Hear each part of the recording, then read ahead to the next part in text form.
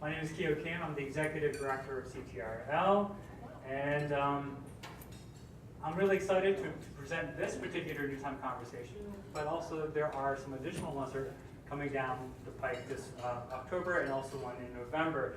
Just quickly, on October 10th, Amanda Taylor will lead a discussion on reducing unconscious bias in teaching and learning. And on October 24th, Laura Schwartz in SBA will talk about speech, inclusion, and academic freedom in a diverse and politicized environment. That should be very timely as we are inching towards the November midterm elections. And so hopefully that will give you an opportunity to gain some skills to talk about maybe very difficult issues shortly after election. One more shout out, and that is to the CTRL team. They are around the room. Anna, way in the back, Essence, Michelle, Chris, I think is in the welcoming desk, and also Alex. And so thank you to them for all the work that they do to make these events run. So thank you.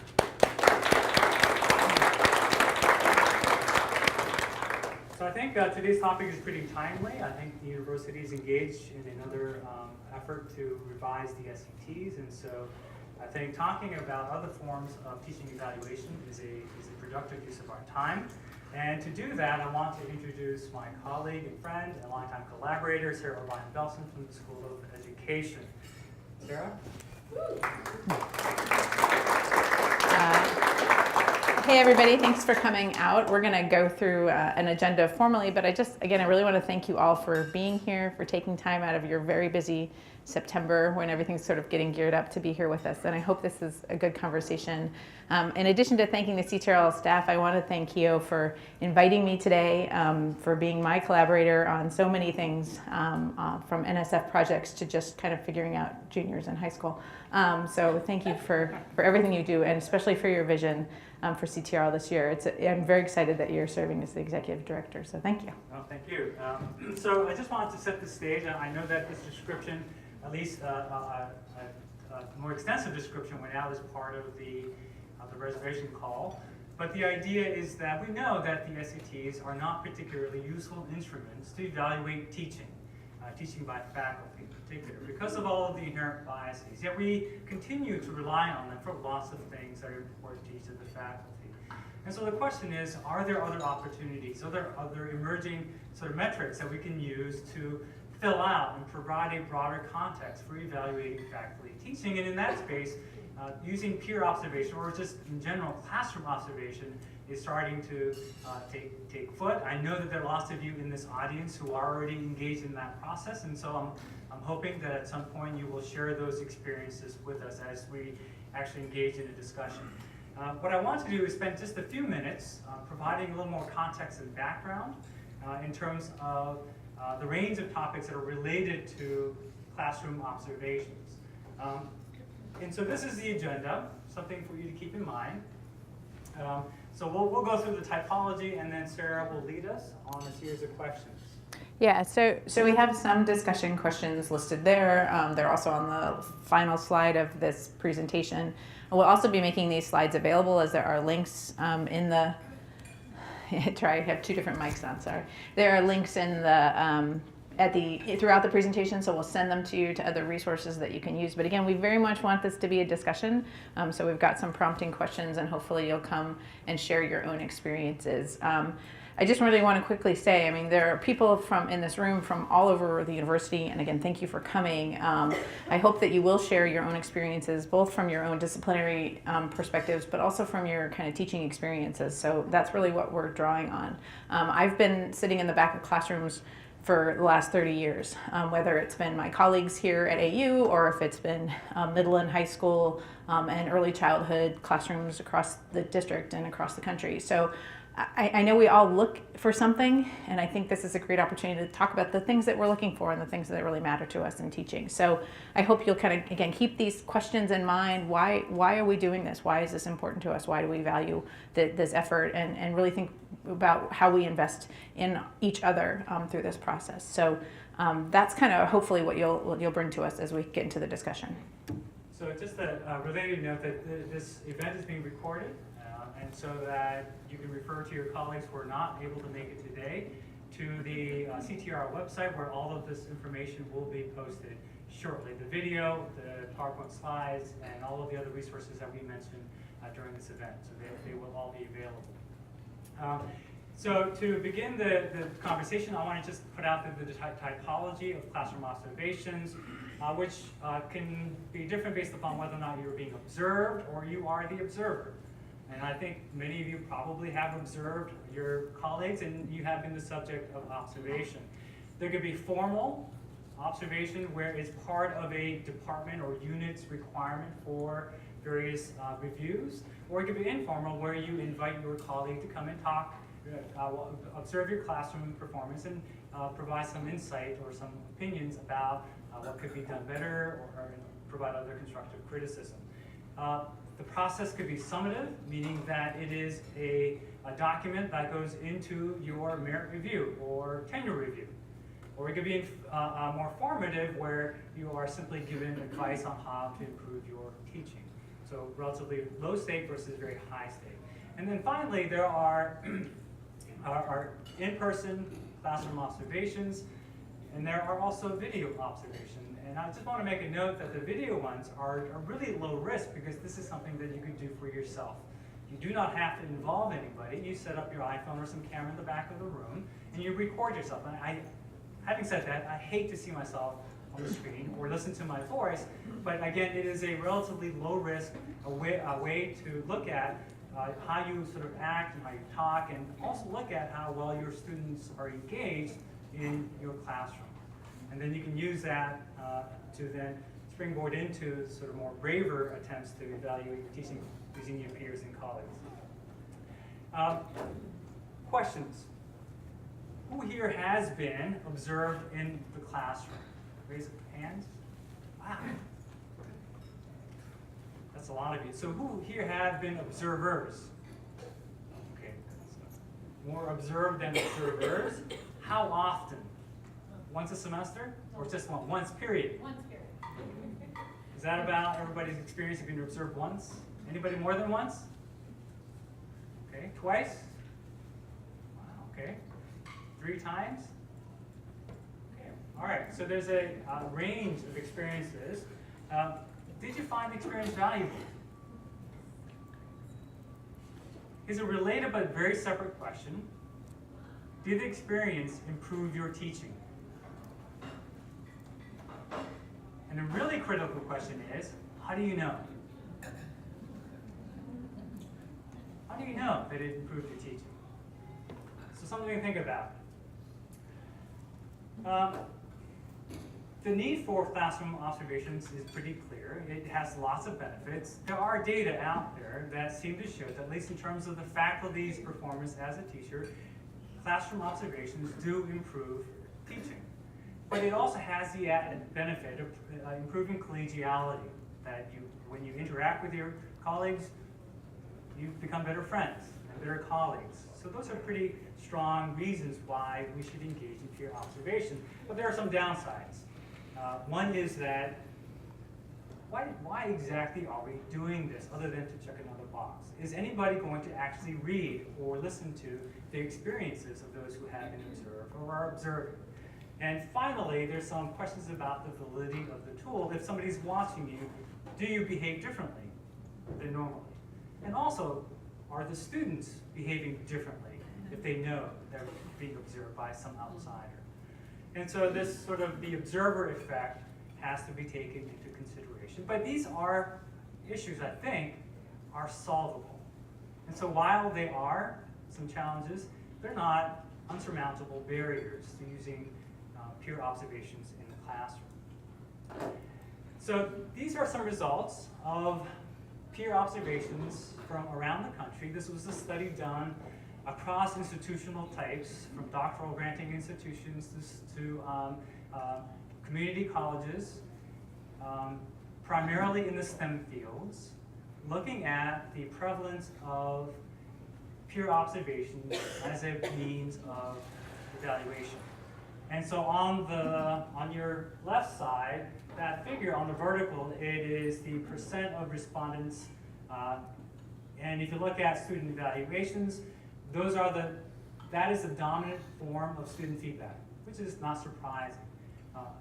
Almost 100% of the institutions, this is about 400 faculty members responding. Peer observation ranks about 70%-ish. So AU, at least from this informal poll, is doing much better than sort of the national average for STEM faculty. Teaching portfolios seems to be another mean by which people evaluate or at least get feedback about their teaching.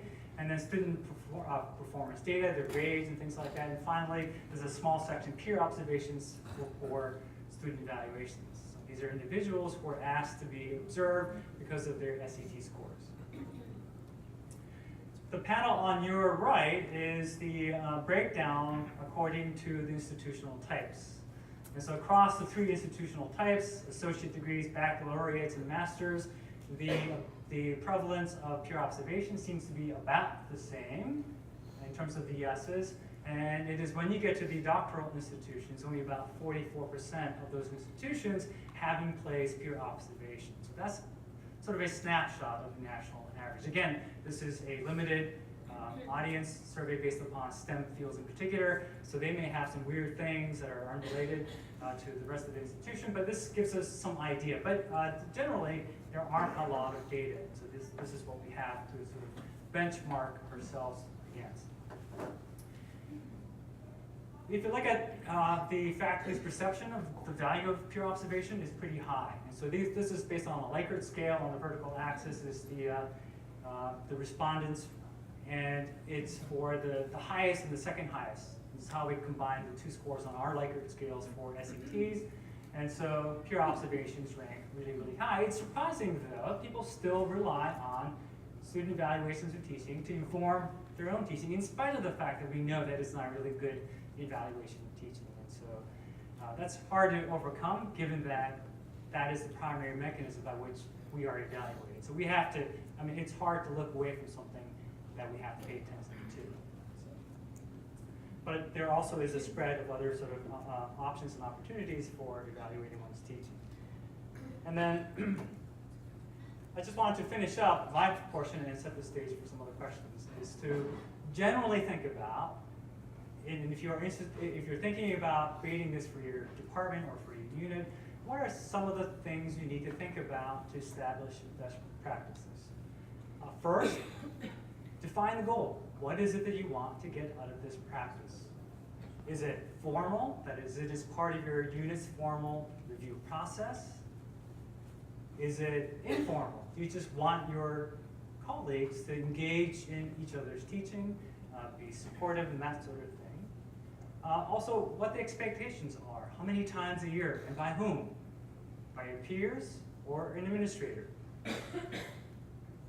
That previous survey that I mentioned, only about half the times the evaluator was a colleague. The other half was the department's administrator, the chair, for instance. But figure out what you want to do and make sure that the process is transparent. Everybody understands what the goals and the expectations are. Use a standard, a rubric, a form. 44% of the respondents in that previous survey, only 44% had a standard form for their department. So people were using lots of different rubrics, or in some cases no rubrics. You just go to the classroom, take notes, and that was it. The most difficult part from that survey is a mechanism by which you can get back, as the observee, frank, honest, and constructive criticism. For those who are observing, it's easy to sugarcoat, to not talk about the really hard things. And so if you want to substantively engage in this process, figure out a mechanism, a person, a process by which that criticism, again, constructive criticism, can be provided to your peers. If you're not going to do that, this process is not particularly valuable. It's a waste of time. And then finally, and this goes to the question, how do you know that this process actually made you a better teacher? Figure out a metric, whatever that metric is. Yeah, Max. So one thought, I've heard from some faculty who are concerned that if there's a lot of constructive criticism in the report, that motion committees will then read that constructive criticism as that snapshot in time and not necessarily have access to signs of improvement. So one thing that people might consider in developing these rubrics and or forms is to have the equivalent of a tear-off section, which would be detailed feedback to the instructor. And that could be given to the instructor and not included in the instructor's file. So there'd be two sections, and that might alleviate that concern to some extent. Yeah, I mean, I think that's a good point. I'd posit to you, though, if it's a one-time thing, there's really no chance to see improvement, right? You know, I guess my thought is if, you know, of course, this talks about resources, and Keo and I kind of went back and forth on this quite a bit. But if the observation is really intended to show improvement, how do you do that if you only do it once, right? So I think that was one thing. Other comments? Oh, sorry. I got suddenly taller Sarah, with the high heel shoes. I'm just intrigued by how unimportant student performance is in the chart that Kehoe showed. So I'm curious if that ever gets discussed or. Yeah, that's a big part of, actually, let me get into some of these things in here, and particularly what University of Southern California does. So I'm going to kind of click in and out, so if you'll just forgive me for a second. But what are some other places doing? So I mentioned to a few people around the table, I love stealing things from Yale. People, ideas, no. But mostly what Yale has in their Center for Teaching and Learning is this whole set of teaching inventories and classrooms observations within a larger context of trying to understand what it is that kind of faculty are trying to do from a pedagogical perspective. So back to your point, Phil, about, you know, why are we doing this? We ultimately want to improve teaching to improve outcomes. Right? And so that's a little bit of what Yale's trying to do is again, they really contextualize the work that they're doing. So this particular link just takes you into some of the inventories and classroom observation tools that they use. But what they really quickly kind of talk about is this idea of reflective teaching. And again, the goal with reflective teaching is really to have the faculty member talk about what he or she is doing in the classroom in order to look at their instructional practices and look at how the students are learning based on those instructional practices. So that's a real key part of what Yale's model tries to do, is they really think about self-assessment, faculty member thinking about what are the approaches to teaching physics that actually help students learn. And if I can capture that through some sort of observational process with a peer or some of my own kind of collecting and analysis of my practices, what do I do? So that's a kind of a neat thing that Yale kind of focused on. Again, why are we doing this? Yale wanted to do this to ultimately improve student learning. Some of the other things that are on this website are just some of the examples. One of the things we're going to get to in a couple of pieces here is just talking, what are the tools that we use to observe and evaluate, you know, whether it's peer observation, but then again make that next step of how do we evaluate what we saw. So some of the things that the Yale site has is, again, these different instruments that are designed to kind of focus in on about the different dimensions of what is quality teaching practice. So if evidence shows that, I'm just going to pick on Nate, but I'll pick on physics in general. How about that? So in physics teaching, maybe it's really important for the students to touch things, manipulatives that show motion, right? Things? I'm guessing. Labs, we'll call them. Labs, great. But that there's some hands-on component to labs, and that there's some sort of opportunity for the student to be more active versus passive in learning, if I can just use generic terms. And maybe that's something we all care about.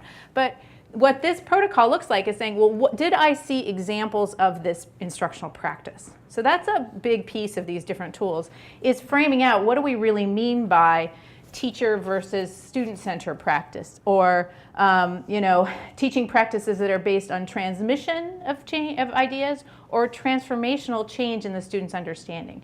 So the tool matters is the point here, and that's what, again, Yale's model is trying to do, is to show us what those things are.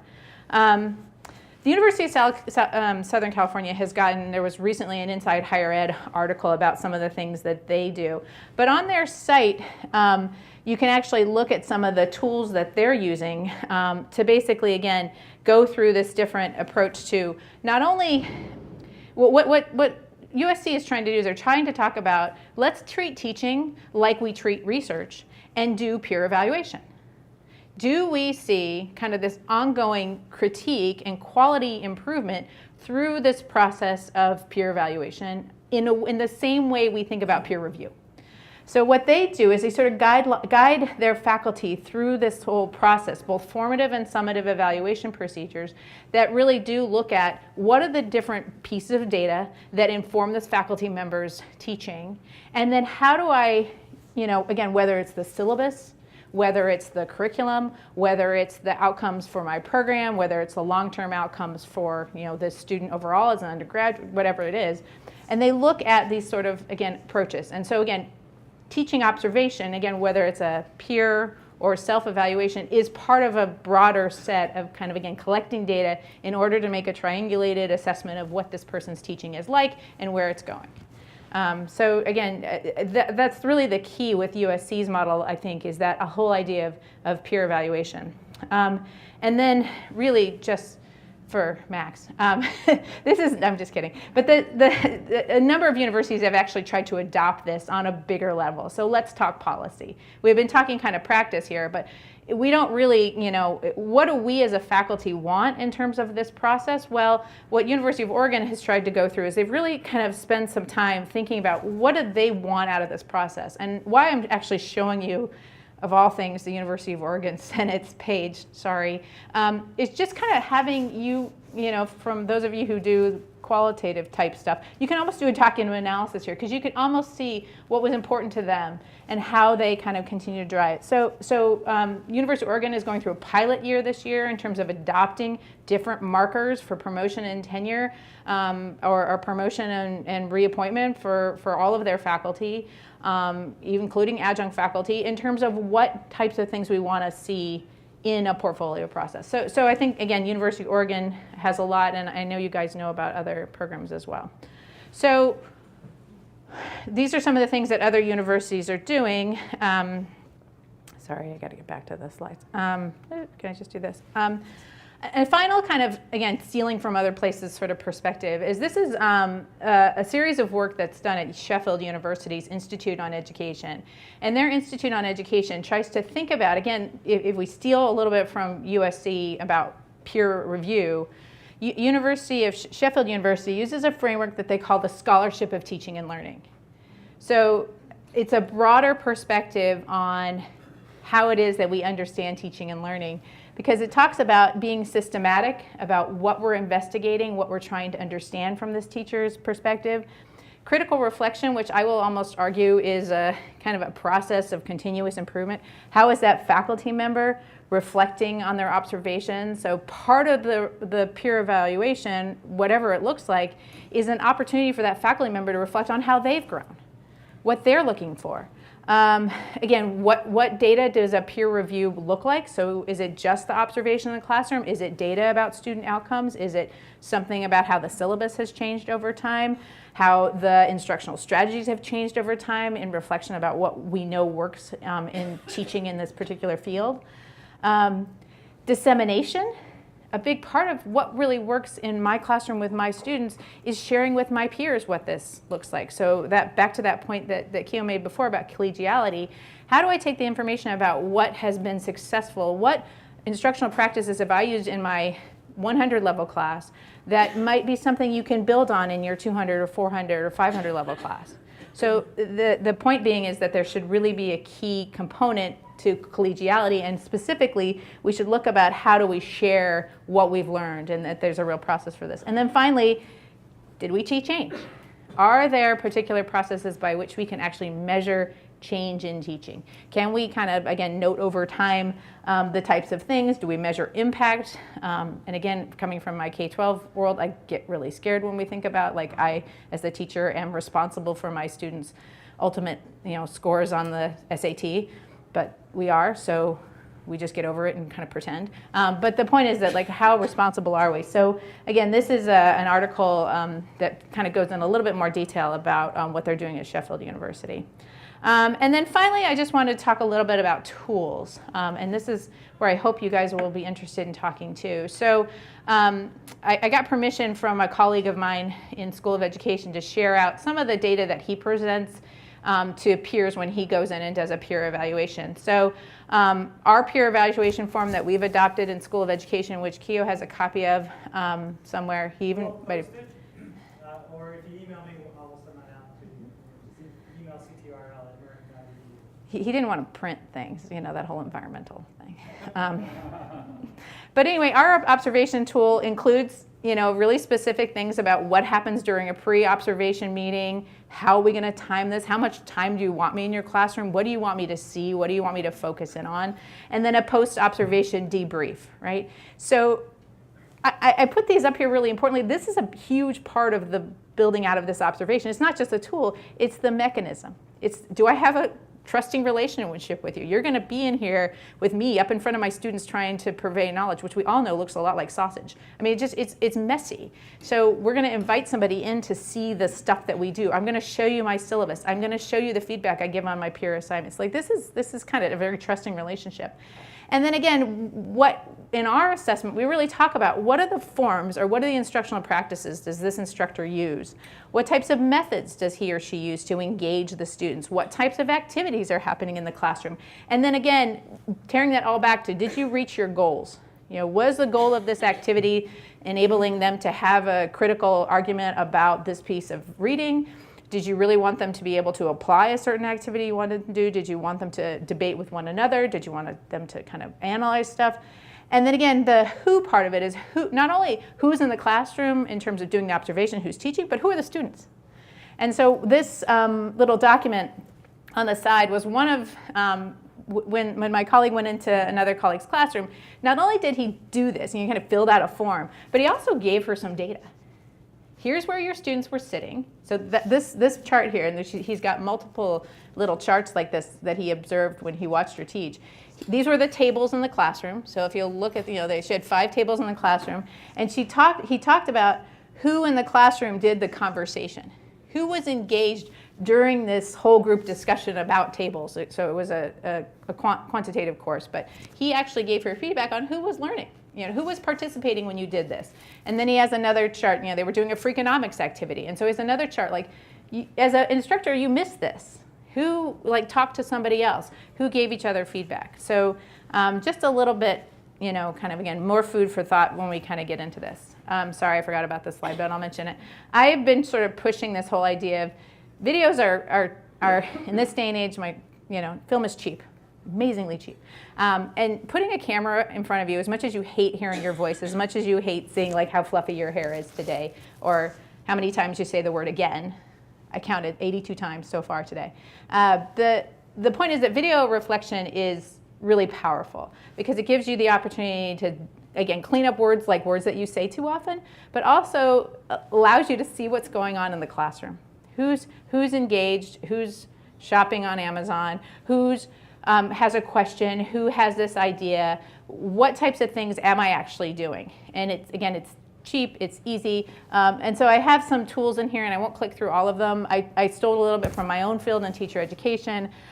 We have our own video reflection tool that we really look at, you know, again, what extent, we have our teacher candidates go out and film themselves, not film because there's no film, but anyway, record themselves. And they actually have to reflect on, did I do these certain things? So how did I engage my students? And what we look for in our own evaluation of our teacher candidates is, did they grow over time? Were they able to analyze their teaching practices, look at what they did, and see what things they should adopt? And then the National Board for the Professional Teaching Standards has a really robust teaching evaluation. This is actually how you get nationally board certified as a teacher, is you actually produce and present videos of yourself teaching, demonstrating that you know what you're doing. So it's kind of a really powerful thing. And then finally, I just put a link in here to an article that, again, shows a little video, or shows a couple of graphs of how to do video analysis of teaching. And this one, it was a higher education example, so I wanted you guys to see some of the, again, tools that we use. That's now 58 times I've said the word again. Discussion questions. So these are questions for you, but they can be about anything. These were just the same discussion questions that were in our agenda at the beginning.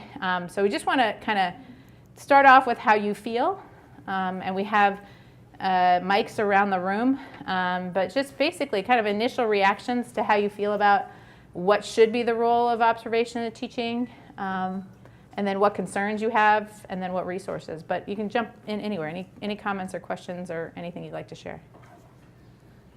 Yeah.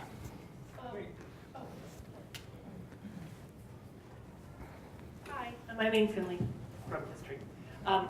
So a couple things come to mind immediately, and that is, it sounds like it's really important to do this one on a regular basis, to repeating over time, and with standardized practices that everybody can buy into. And then fourthly, the observations should be very specific and return to thinking about those specific things over time. So that's a huge question of one, resources, right? Like, who is gonna really do this? We have started in the history department doing one, maybe two classroom observations just before tenure. I mean, to be honest, like, that's what we do. And if a colleague asks for it more often, then they basically choose a trusted colleague to come and watch them. So I'm just wondering, like, how does one put this into effect when we have limited time and energy? Because I think it would be great, but then all directors of undergraduate studies would be having a lot more course releases than we do now. So, Anybody have an answer to that? or what have Please. people done? Yeah. Oh, hi, I'm Catherine from All This, I guess. So my comments would echo. So my comment would be nice if we did the peer evaluations earlier in people's time here, because most people coming out of PhD programs, none of us, unlike School of Education, none of us were ever trained to be educators. It was just kind of learn on the fly. Either maybe you're good at it, maybe you're not, and then you hope you get a job. So I think maybe part of the answer to that would be just the expectations that when you first start working here, that you would actually have peer evaluations done, and that's just part of like those first 2 years that you're here, rather than like right before promotion or in response to bad SETs and calls to the dean's office and kind of remedial type thing. So.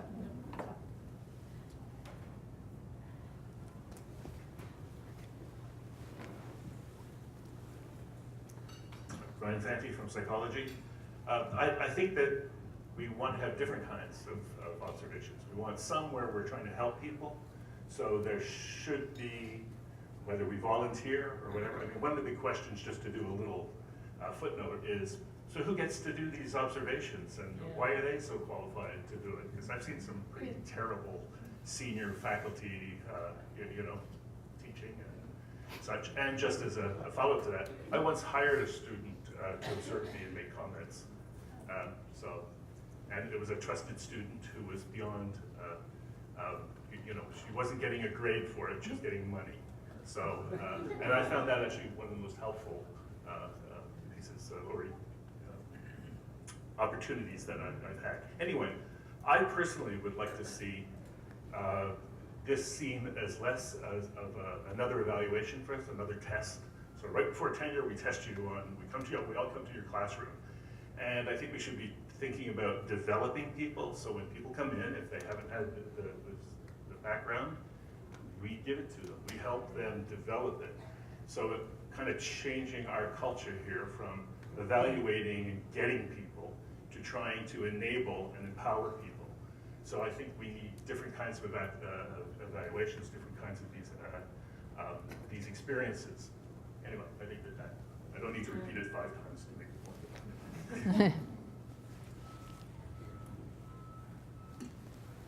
Just kind of following up on that, when at the last university where I was teaching, we had something similar to what you were just talking about through our version of CTRL that was called Tigers as Partners. And so the CTRL version at Trinity would hire undergraduates to come in and kind of take the temperature in your classroom, and they would come in once a week, and you would introduce them to students. They weren't being evaluated by you. They would just kind of do some of the things that we've been talking about, where they'd read what the students, how they were responding.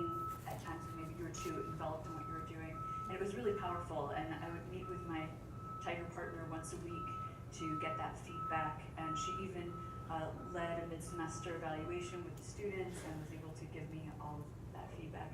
It was a powerful experience. I have a microphone, so I'll go. I thought I would do a plug for CTRL's Partner in Teaching program, which is, I think, a terrific program that has expanded beyond CAS, I believe, now to other colleges.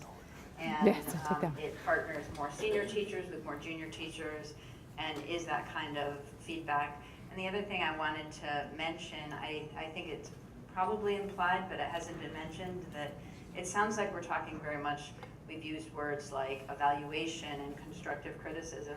It seems an important part of this is, you know, the positive part too. This is what you're doing well. This is what I think you're doing great. Keep doing this, build on that. And I think perhaps this would make it even stronger.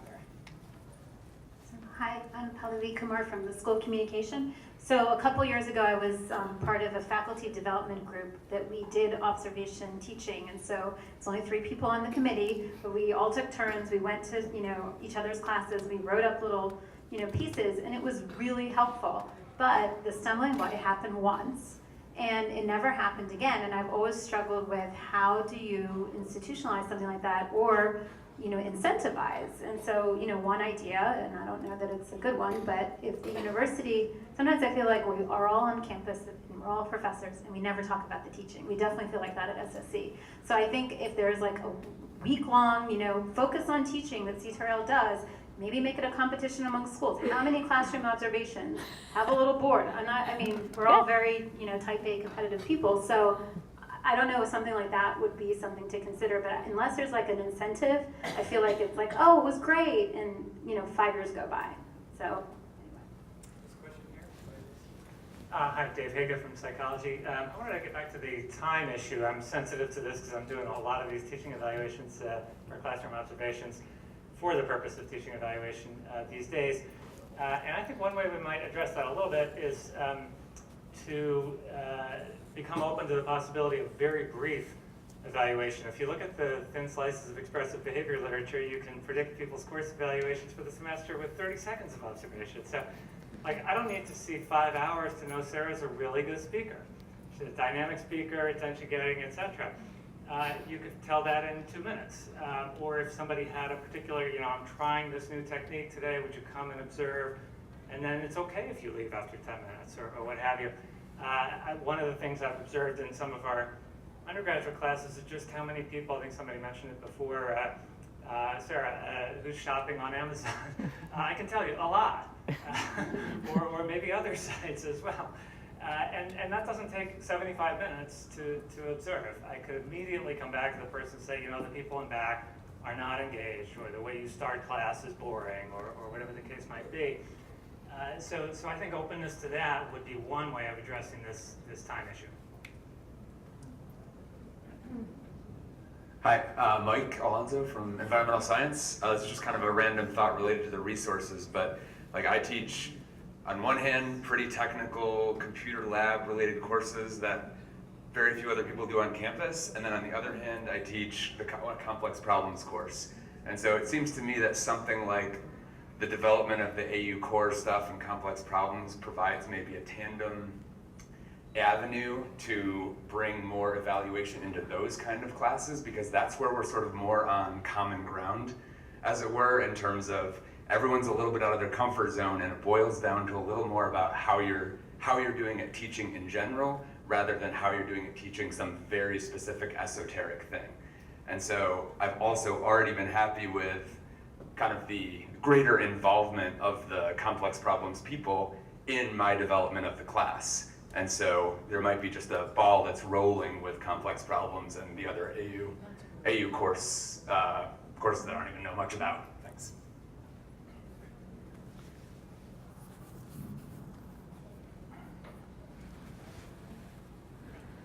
Hi, I'm Lauren Shea in the School of Education.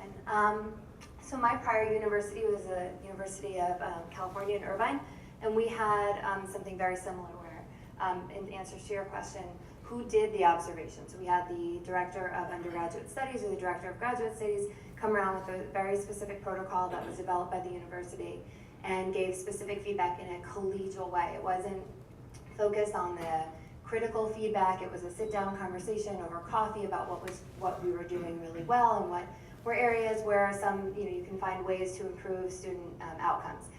In that sense, then at the next staff meeting, for example, she would say, oh, I went into Lauren's classroom and I saw this and this and this.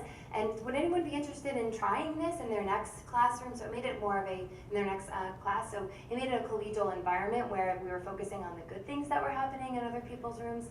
And then having come here, and years in K-12, I miss the observation. I miss knowing what I'm doing well. I miss that piece of having been observed here.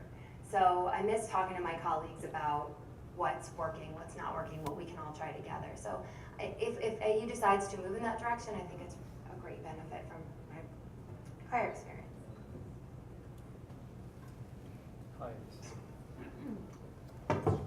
Hi, my name is Amin from Econ Department. So I teach a couple of online classes, and I'm just thinking here, how could those courses be observed if in fact we are going to go towards that direction? Because it's going to take a lot more time to observe an asynchronous online class where the professor is not meeting with the students, but the material is out there. So it's just something to think about.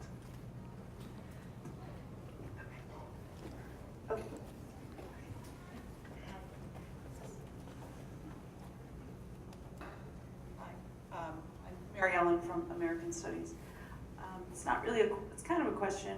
It seems one of the problems we haven't talked about yet with SETs is gender and racial bias, right?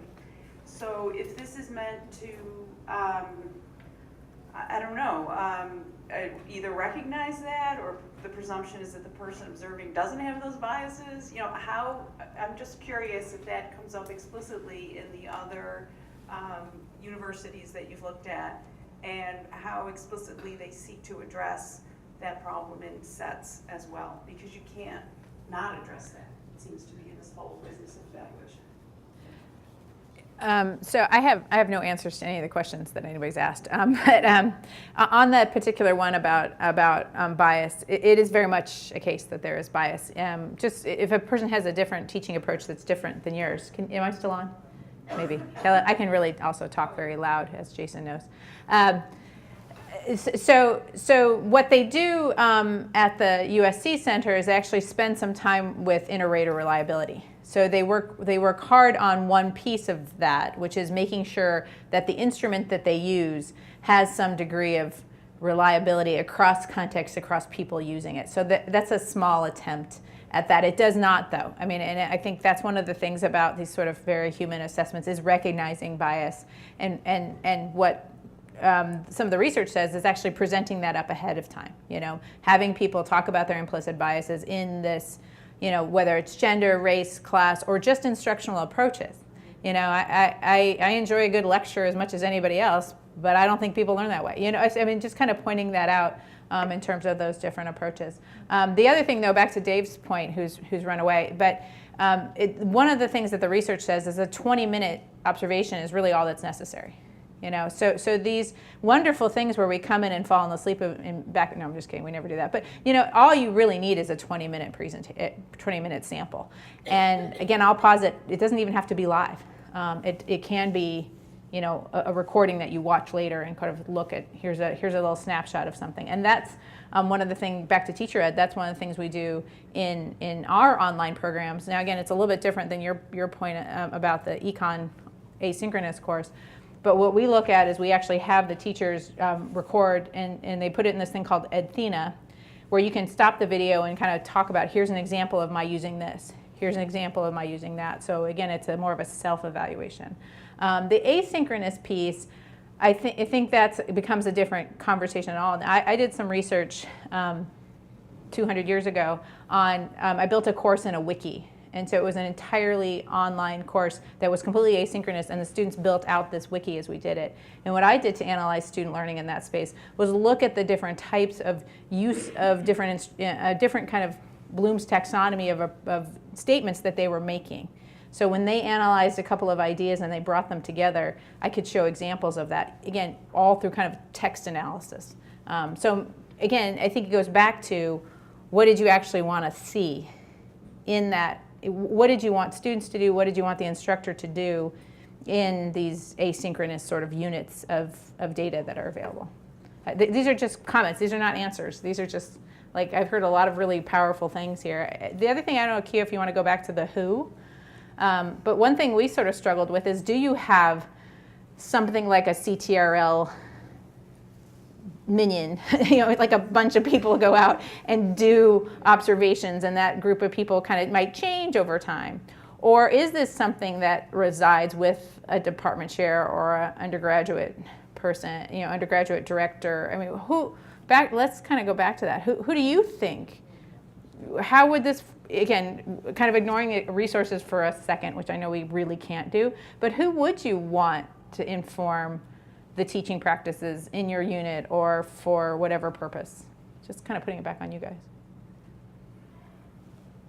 Let me sharpen that question. Thank you. If this report was to go into your merit review and filed for reappointment and tenure review, who would you like that report to be coming from? Your colleague, your chair, the associate dean of your college, or some quasi-independent person who resides in CTRL, for example?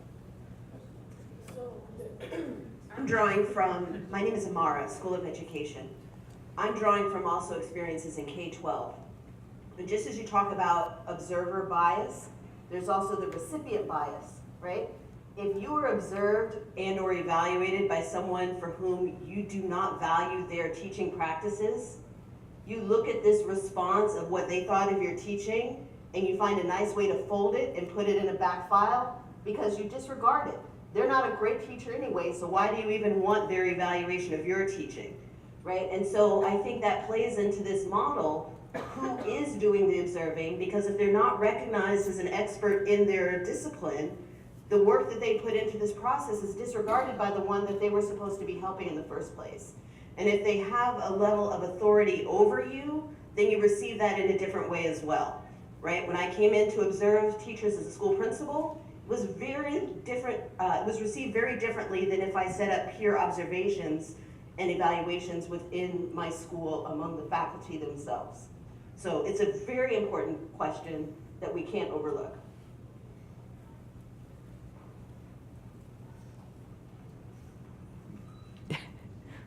Thanks very much. Karen Baylor from SPA.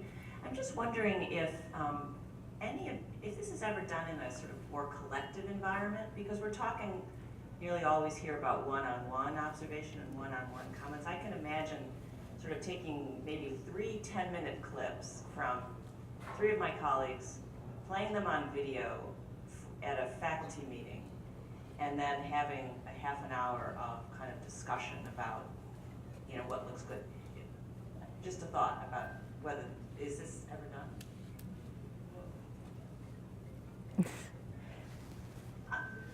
That's kind of an intense thought. Well, no, I was trying to get...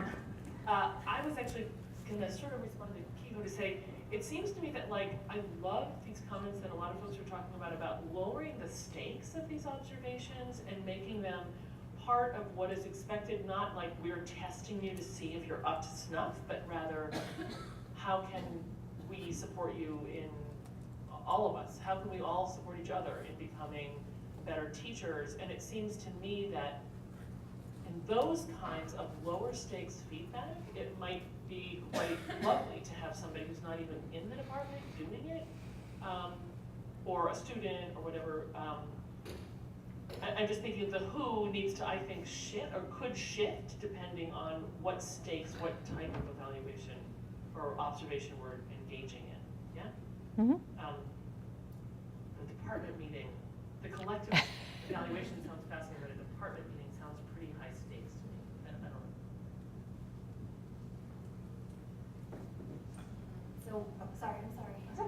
I was going to make a kind of a counter to Dave's comment about not staying the entire time. So last night I did an observation of a class of a 5:30 to 8 o'clock class. So I was super tired. I'm still tired. But actually I am glad I stayed the entire time, because I know one of the issues that we have is bias as far as the person you're evaluating knowing you're there. The students knew I was evaluating the professor because I knew the students as well. I knew about half the students in the class. So the first hour, everyone was super, super stiff. And I was like, gosh, this is a really boring class. And then by about like 7:15, everyone started lighting up.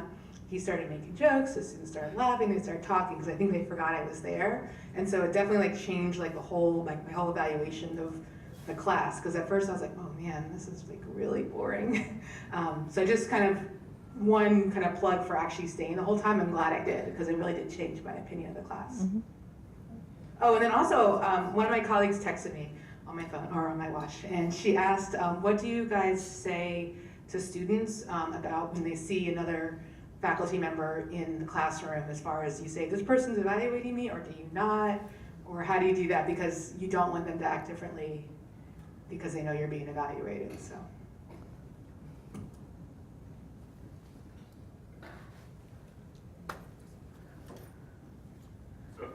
Where I went to grad school, everybody was giving talks all the time, and everybody was going to everybody else's classes. And so if there was another faculty member or somebody, it was usually they were there because they were interested in what was going on that day.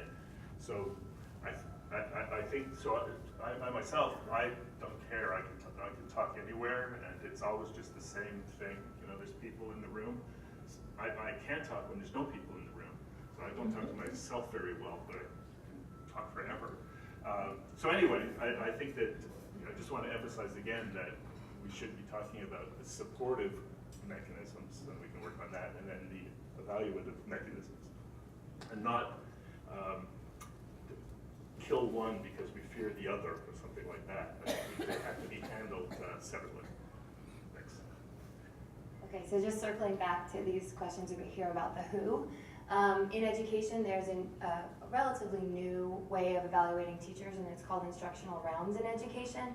And it's a network approach where you take different stakeholders in the schools and you bring them together. So for example, in a university, it would work in the sense where you have maybe your undergraduate director, someone from CTRL, somebody from School of Education, someone in your department, a colleague, and you kind of make a group and have a conversation. You all go together to watch the classroom, and then afterwards debrief and talk about the positives in a collegial way. So I grabbed this book to bring together if anyone wants to take a look at it, but it kind of highlights how you would get that done and what the impacts have been in the school environment. I was just going to quickly follow up on the question of what do you say when someone's in the class. As part of the being involved in the Partner in Teaching program, I go to observe them, they come to observe me, and I usually introduce the person and say, you know, thanks to Dr. So-and-so for being here today. And I usually am somewhat transparent. I don't say who's evaluating who though. I say we all like to figure out how we can become better teachers, so we enjoy going to each other's classes and learning from each other. And so I do overtly say that we are trying to become better teachers, but I don't say who's evaluating who. Hannah Park, University Libraries. Hannah Park, University Library. I'm the liaison for the School of Education and Specs. So people have been talking about, you know, more of this top-down, evaluative, you know, the director of your department observing you. But at the community college where I worked in Chicago 10 years ago, we actually had all of the librarians in the department just go and observe each other, just to see different instructional practices, just to see how other librarians taught their classes. And so it was immensely helpful for me as a new librarian to see all the different instructional approaches. So that's just kind of, another way to observe it, not in terms of evaluating for your portfolio, but more just to improve your own instructional practices as well. Eric Lower District Department. I've been hearing a lot of good points for the low stakes or even no stakes evaluation, but I thought that this meeting was going to be about replacing the SATs, which is all about evaluation. So I'm just wondering, like, what the best practices are elsewhere. I mean, has anyone solved this and found a way to bring a replacement for the SATs in terms of classroom evaluation? And the thing that I keep coming back to is the nightmare of who's going to do it. I mean, because our board director of undergrad studies is going to have to go to 60 classes. Will the chair have to do that? I hope not. I don't know. Will everyone have to go to 2 or 3 classes every semester. I'm just wondering how other places have tried to solve these key problems.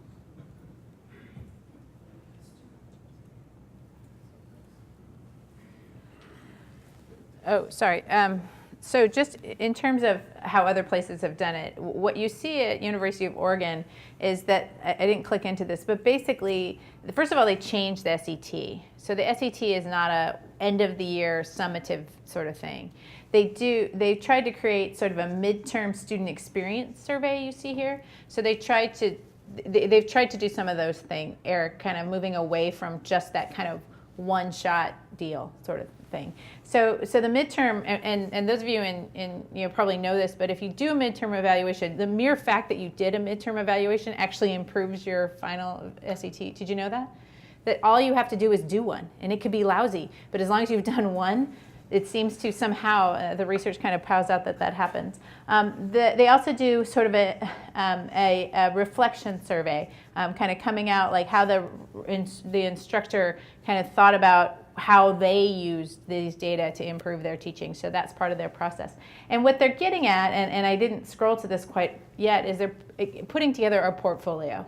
So rather than going up for promotion with your SETs, or being reappointed into your position with your charts and your comparative sort of thing, you put together a full-blown example of all these different types of a portfolio of assessments. And the key there from portfolio perspective I want to bring is portfolio is not only just a list of stuff, it's an observation, it's a syllabus, it's this thing, but a portfolio talks about a reflective or an analytic. I honestly don't like the word reflective, I like the word analytic analysis of your teaching over time.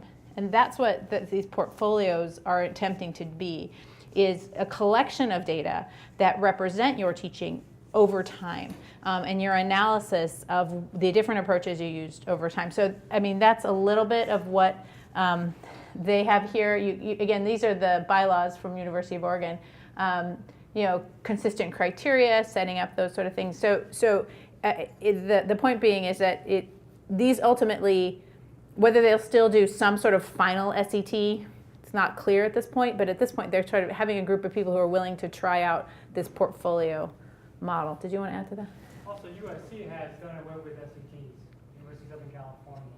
And so they're trying to scramble and figure out as they scramble what to replace the SETs with. They understand that it is inherently biased and it's faulty in terms of evaluating teaching. And so they simply said, we're done with SATs, but we're not sure exactly what we're going to replace it with. What about Ryerson? Ryerson also, yeah, in Canada. Well, it's illegal. The arbitrator said they can't, so it's set sort of a precedent, which I think is going to probably build. So, can I ask you just a really quick question about, just a quick question about the portfolio approach.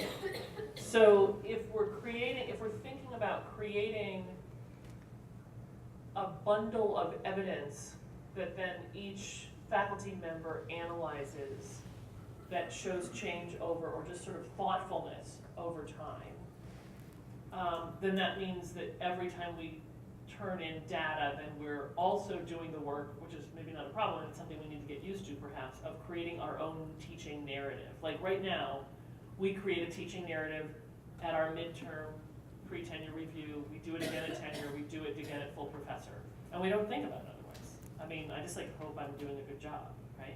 But this would require us all, for merit pay, to create a teaching narrative that uses evidence to back it up, right? That's what we're talking about? I think so. Mars does this, doesn't it? Mars has a teaching narrative every year. Well, you can just sort of add stuff in. I don't think I've rewritten my narrative since I did the first Mars, to be honest. I think I just sort of keep sticking more. I love the ECTs pile on. We probably should be doing this, but I'm not, I have to admit. We have I'm from WLC, World Language and Cultures, Marie Villanova. We have a system in place in our department which affects only language instruction, so it doesn't affect, I'm not sure why not. The classes that we taught, we made, our area studies like topic classes, upper division. So I teach those classes and I don't partake into, what they do in the observation, but Solange from the French program is here, and I think it would be interesting to share with her, because we do something which is quite systematic and we do it through most of the languages. Thank you. Hi, I'm Solange Fox, and I coordinate the French program in the World ULC. The way we evaluate our peers, for now, coordinators evaluate adjuncts. So we have a rubric and form, very systematic, and we very much follow the process that you were showing, where we email them beforehand. This is when I'm coming, what would you like me to observe, and we just give them feedback afterwards also. So we have a written report and also a conversation, but unfortunately we only do that once, and so that's the question you were talking about. It's like, how often should we do that? But we do give feedback such as, well, you wrote a lot on the board, but then the students were scrambling to find out what you were doing, so maybe use some more PowerPoints and visual elements, something they can go back to. So we do give them feedback, and they tend to come back to us and say, oh, I used your comments. We also have a lot of meetings in the hybrids format where we share best practices, but again, we're not being very much systematically recognized or observed by one another. And I think one of the reasons, Nuria, we were talking about that, is the collegiality issue, where some people outrank others, and so they're a little uncomfortable being observed by each other. So that's one issue that we have, but it's not systematic. I don't know if all the different programs do use the same forms, so maybe in the department, how can we be more uniform about practices? I personally like to be observed. I enjoy it a lot, and I had our chair sit in my class because he just wanted to learn French at some point, even though I had to do a care report because he was not attending. But I think it would be great to have more peer-to-peer observation. And another thing I wanted to bring up is the problem with the sets. I have the responsibility of doing schedules, and I hear some colleagues don't want to teach that course because it's being rebranded, and they're in fear of their sets and how that's going to affect their reappointment. And also I'm being told that some colleagues for merit review forget to submit their sets and encourage their students to submit them, so they don't get bad scores, and then they don't get that in their file. So there's all that issue going on, and we're just wondering how we can unify this to avoid those practices. So, I don't know how you guys do it.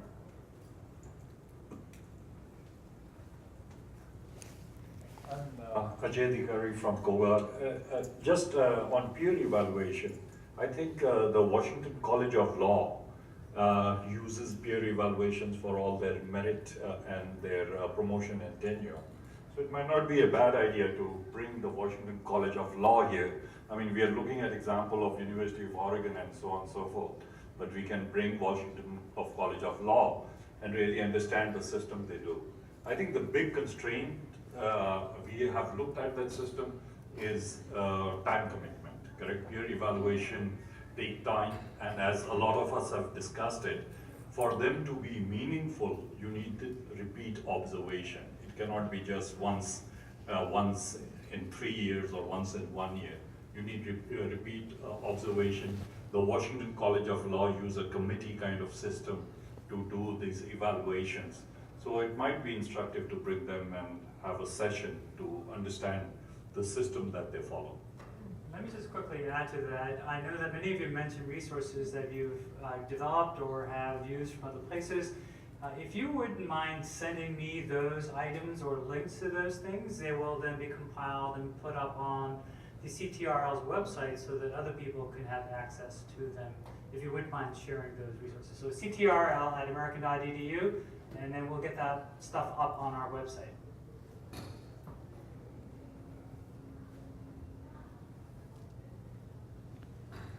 Hello? Okay, cool. Hey, Marcus Gill, first year advising. A lot of the conversation has been towards when you're being observed as the observee, what you gain, but also one thing I like to think of is as observer, what we can gain from that experience as well. So I know I like to observe, not necessarily to provide feedback, but to gain knowledge from the other teachers. And I think, I don't know if that has to be a formal process as well, but I think kind of also having that as an important reason to have observations, I think that's important to remember as well. What we can gain from the experience as observers, not always at being the observee on that focal point. Yeah.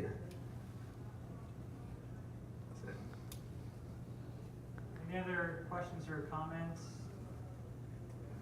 And to your point, Eric, I think from my perspective, and maybe I shouldn't speak as the executive director of CTRL, but as a scientist, when you know that an instrument gives you imprecise information, you should get rid of it. Right? If you're using a balance that is off, why keep using it expecting your experiments to turn out right? But I think we're in sort of a weird place where, because SETs are easy and convenient, we are hesitant to get rid of it because of all of the other challenges of using things like classroom observations. And so from a personal perspective, get rid of this instrument that we know to be faulty. So the challenge is, what do we replace it with? I think this is not a, let's change this over the next year. I think this is something that requires cultural change. And the culture changes do not happen over 1 or 2 years, but probably academic generation, which may be about 6 years. With the new provost coming on, maybe we have a better shot at starting that culture change. But some of the culture change has to be from the faculty themselves, wanting something different, and willing to engage in that process. Have you ever heard of a merit committee actually doing the evaluations, giving classroom evaluations? So I think some of the audience members talked about committees reviewing either videos or in-class. And so, you know, CTRL would be happy to hire people to do this. But that, again, it's a question of resources. And at some point, maybe we'll get to actually directly addressing that question. I kind of like the idea of committees. But it has to be, I think, part of a range of activities. The informal, formative assessments that you carry out with your colleagues, but it's something more summative that is carried out with a merit review committee, kind of like the rank and tenure committee. Possibly.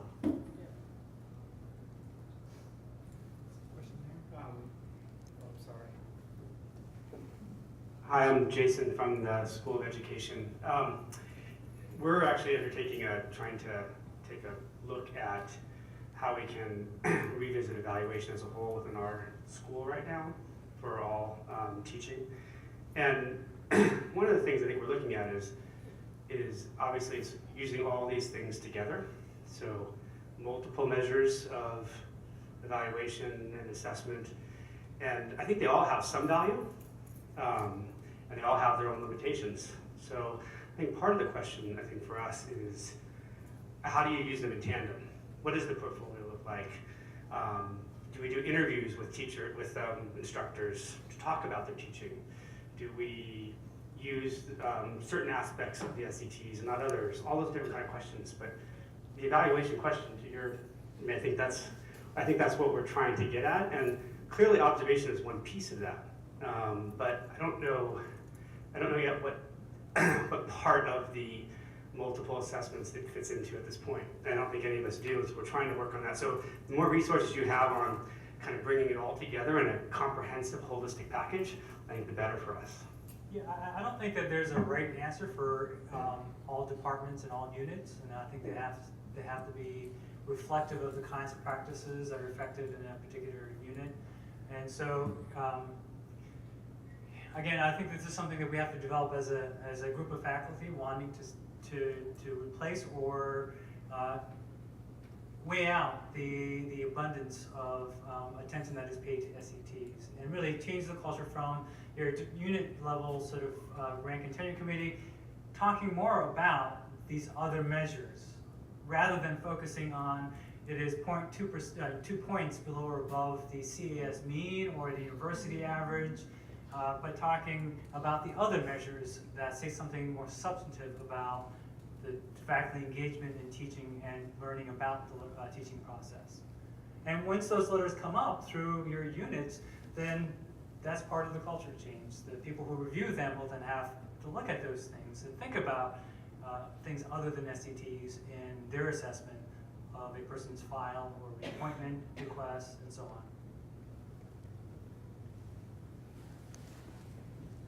Well, I can talk about it. Oh, sorry. Well, it was just, since every department is different, would there be like available liaison that actually could help each department structure what would work best for that department? Because, I mean, physics is unique and we're small and perhaps our needs for evaluating us is different than other departments. So, like, just being able to, but not knowing what all of those things are, I mean, you know, it would be very useful. Yeah, so CTRL is more than happy to help. We're in the process of hiring a pedagogist who could probably be much more helpful than I could be helpful. So we are building capacity, and we should be the place that you turn to for that kind of help.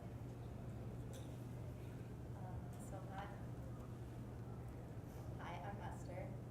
It's still not, okay. Hi, I'm Esther. I work with AUX Experience, so for the AUX class. And so something that we all do that has been really helpful, so that way when the SETs, I think that's what it's called, they come, that we aren't surprised, is that we do exit cards every class. And so what that means is in the last 5 minutes, we pick 2 to 3 questions that we want to ask the students, so that way every week we are getting some evaluation directly from the students. What are they learning? What questions do they have? Anything that is, what teaching styles have helped you this week? Every week is a different question, or it could be the same question. And so that is directly from the students. I'm gaining knowledge of how my SETs will end up looking like, and weekly thinking of what can I do better to engage my students. So that could be helpful. It's only 5 minutes. It's on a little note card. They just drop it off to us in the front before they leave class. And that's something we've been using in the AUX curriculum, which has been really helpful. So maybe it could be helpful. So just one question, and it's not the same question. It could be whatever you want. I personally do 2 to 3 questions.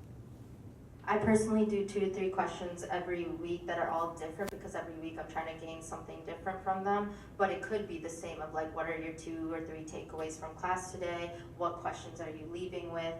What has been helpful in learning this material? Like, it could be how you apply the learning. How will you apply the learning?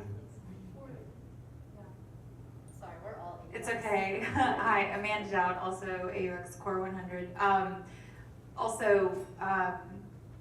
Is there anything that needs clarification? So I think that one then is kind of one that I go back to consistently, because a lot of students they're not going to come to you after class or during office hours to discuss that with you, and they feel better about putting that on a note card anonymously. So I feel like I get a sense of what I could have done better to drive, a point, or to just get the curriculum across, especially if I start to see themes in what needed clarification.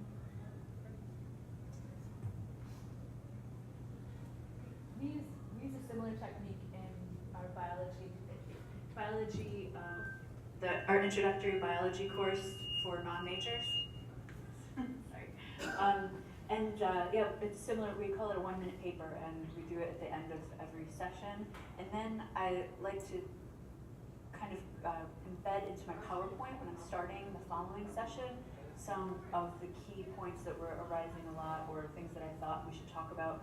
And I think kind of bringing that full circle makes the students also feel heard, and makes it even more powerful. And I think that those practices speak to being a little more reflective about your own teaching. And so they have to somewhere occupy your teaching narrative, and that has to be heard by the people who evaluate you. It just can't be the SAT bar graph or the line graph over the last few years.